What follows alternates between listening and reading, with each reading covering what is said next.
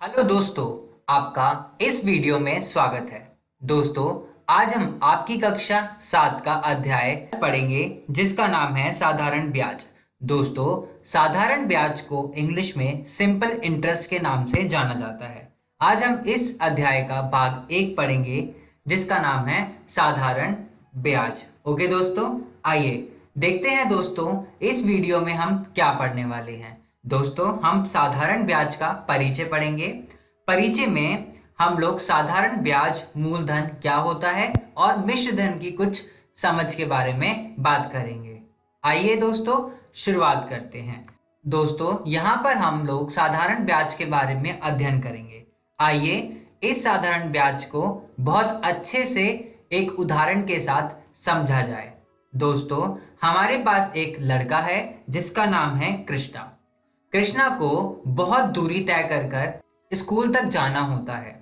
कृष्णा ने एक दिन सोचा कि क्यों ना वो एक बाइक खरीद ले और बाइक से स्कूल जाया करे ताकि उसका टाइम भी बच जाए और वो थके भी ना। ओके दोस्तों, तो उसने ये सोचा बाइक तो बहुत महंगी आएगी और माता पिता भी इस चीज के लिए राजी नहीं होंगे।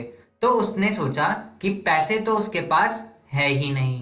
अब उसने क्या काम किया, अगले दिन वो घर पे गया और अपने माता पिता से उसने इस बारे में चर्चा की। माता पिता ने उसे सलाह दी कि वो बैंक से जाकर कर्ज लेकर मोटरसाइकिल खरीद ले। बैंक ने दिए जाने वाली उधारी की राशि पर प्रति वर्ष कुछ अतिरिक्त राशि लेकर मोटरसाइकिल खरीदने के लिए धन दे दिया।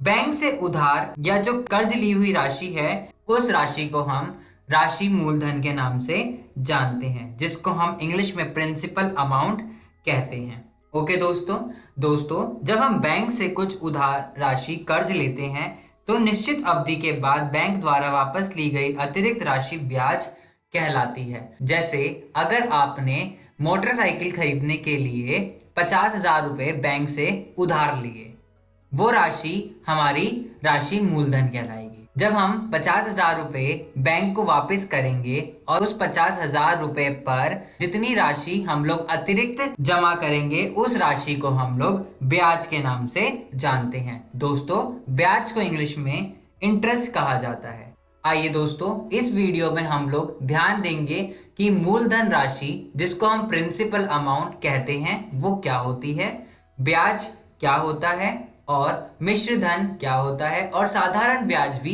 क्या होता है। आइए दोस्तों शुरुआत करते हैं। दोस्तों, सबसे पहले हम जानकारी लेंगे कि मूलधन राशि क्या होती है। दोस्तों, मूलधन राशि को इंग्लिश में प्रिंसिपल अमाउंट कहा जाता है। दोस्तों, मूलधन राशि वो राशि होती है जो उधार ली गई राशि को कहते हैं और इसे दोस्तों पी के द्वारा निरूपित किया जाता है। ओके दोस्तों, आइए अगला देखते हैं क्या कह रहा है। ब्याज।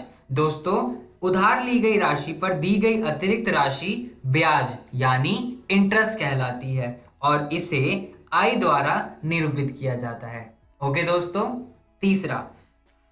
तीसरा है मिश्र धन। मिश्र धन एक निश्चित अवधि के बाद लौटाई गई ब्याज सहित मूलधन को हम लोग मिश्र धन यानी अमाउंट कहते हैं। ओके दोस्तों, और इसे ए के द्वारा निरूपित किया जाता है। अगला दोस्तों, साधारण ब्याज।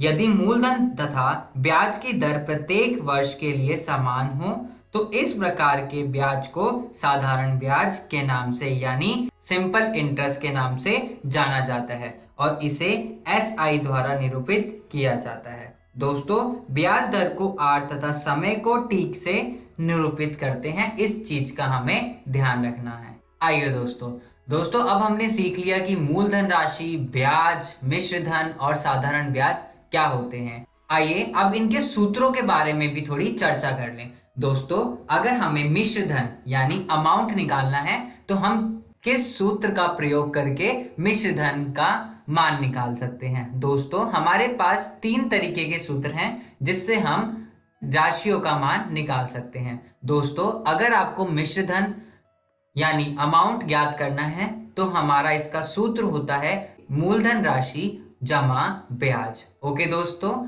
इसमें मिश्र धन को, जैसा कि हमने अभी बताया, मिश्र धन को ए के द्वारा निरूपित करते हैं मूलधन राशि को P के द्वारा निरूपित करते हैं और ब्याज को I के द्वारा निरूपित किया जाता है। ओके दोस्तों, आइए अगले सूत्र के बारे में चर्चा करते हैं।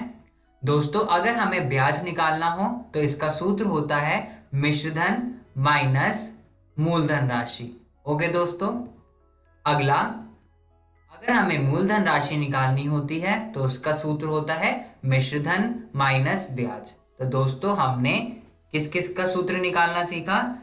मिश्रधन का, ब्याज का और मूलधन राशि का। ओके दोस्तों, इन सूत्रों को आपको बहुत अच्छे से पढ़ लेना है क्योंकि आने वाले अगले प्रश्नों में हम इस सूत्रों का प्रयोग करने वाले हैं। ओके दोस्तों, आइए उदाहरण के माध्यम से साधारण ब्याज, मिश्रधन, ब्याज, मूलधन की राशि को समझते हैं। ओके दोस्तों, आइए। ये दोस्तों उदाहरण में कह रहा है कि 3 किसान बैंक से 1500 रुपए कर्ज लेते हैं। पहला 1 वर्ष बाद बैंक को, जो पहला किसान है वो 1 वर्ष बाद बैंक को 1650 रुपए देता है। दूसरा जो है किसान 2 वर्ष बाद 1800 रुपए देता है तथा तीसरा जो किसान है वो 3 वर्ष बाद 1950 रुपए बैंक को लौटाता है। तीनों किसानों की ब्याज की दर प्रति वर्ष हमें ज्ञात करनी है। तो दोस्तों, हमारे पास ये 3 किसान हैं। आइए पहले किसान के बारे में चर्चा करते हैं।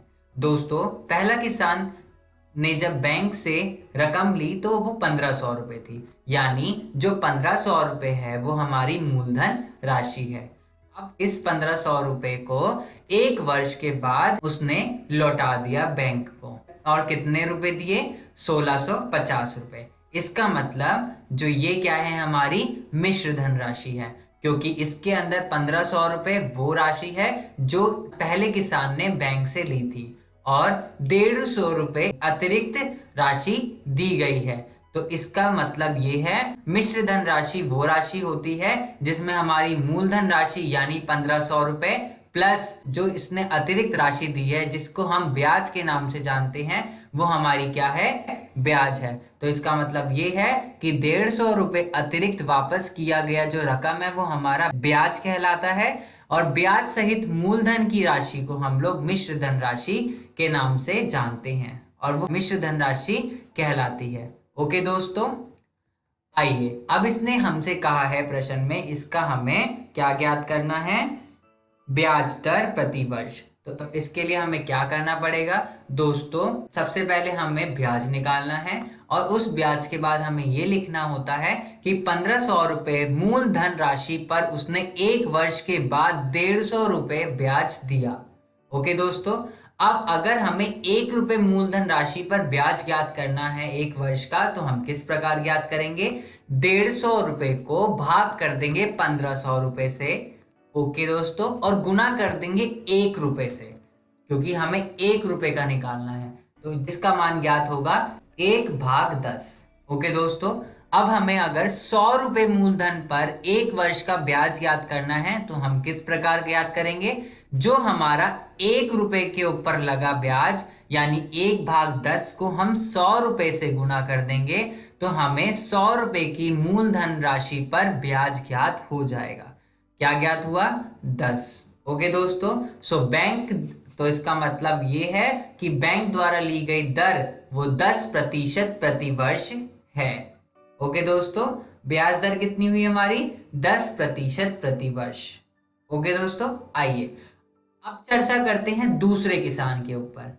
दूसरा किसान 2 वर्ष बाद 1800 रुपए लौटाता है, जबकि उधार ली गई राशि कितनी थी?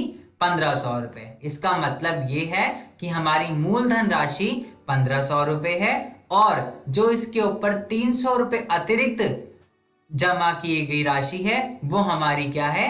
ब्याज है।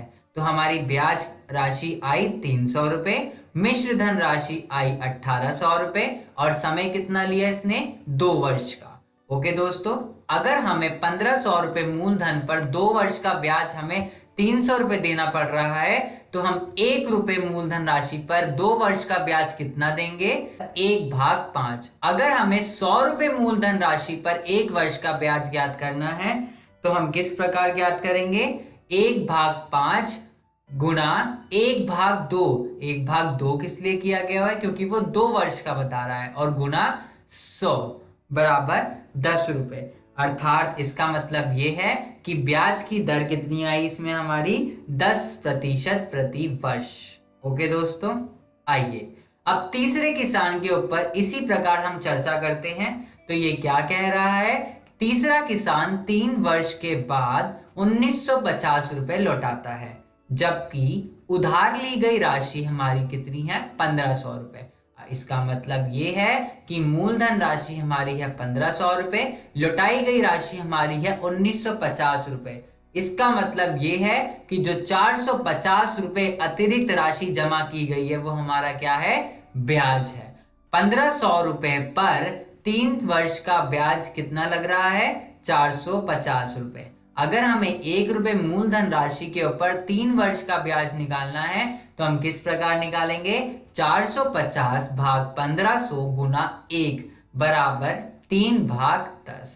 1 रुपए मूलधन राशि पर 3 वर्ष का ब्याज आया हमारा 3/10। 100 रुपए मूलधन राशि पर अगर हमें ब्याज ज्ञात करना है तो हम किस प्रकार ज्ञात करेंगे? 3/10 जो हमने 1 रुपए के लिए निकाला था, गुना कर देंगे 1/3 से, और उसके बाद गुना कर देंगे 100 रुपए से, क्योंकि हमें 100 रुपए का निकालना है। तो हमारा उत्तर आएगा 10 रुपए।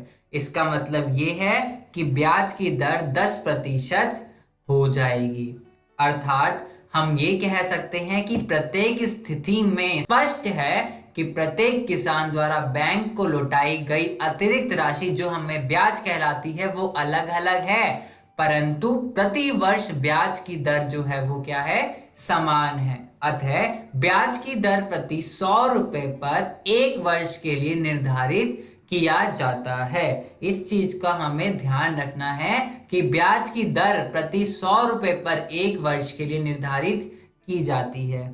ओके दोस्तों, आज की वीडियो में दोस्तों हमने सीखा परिचय और साधारण ब्याज, मूलधन राशि, ब्याज, मिश्र धन की समझ हमने अच्छे से प्राप्त कर ली है। दोस्तों अगली वीडियो में हम साधारण ब्याज के कुछ अतिरिक्त प्रश्नों का अध्ययन भी करेंगे। धन्यवाद दोस्तों।